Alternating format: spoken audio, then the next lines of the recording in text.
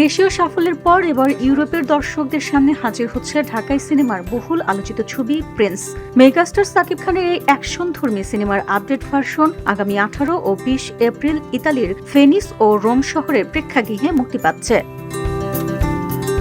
প্রযোজনা প্রতিষ্ঠান creative land films জানিয়েছে, আন্তর্জাতিক প্রদর্শনের আগে সিনেমাটিকে নতুনভাবে কারিগরি সংস্কার করা হয়েছে। বিশেষ করে সাউন্ড, কালার গ্রেডিং ও জিএফএক্স এর যে ত্রুটিগুলো নিয়ে দর্শকদের অভিযোগ ছিল সেগুলো কাটিয়ে আরও পরিপূর্ণ ও মানসম্মত অভিজ্ঞতা দিতে কাজ করা হয়েছে।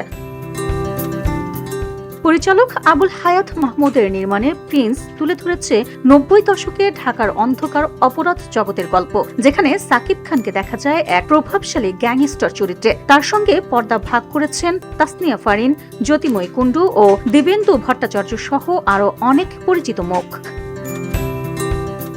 ইতালিতে মুক্তির মাধ্যমে প্রিন্স শুধু একটি সিনেমা নয়, বরং বাংলাদেশের চলচ্চিত্রের আন্তর্জাতিক বাজারে আরও এক ধাপ এগিয়ে যাওয়ার প্রতীক হয়ে উঠছে। আপডেট সংস্করণ কতটা দর্শক হৃদয় জয় করতে পারবে, এখন সেটি দেখার অপেক্ষা। VOD Bangla news desk.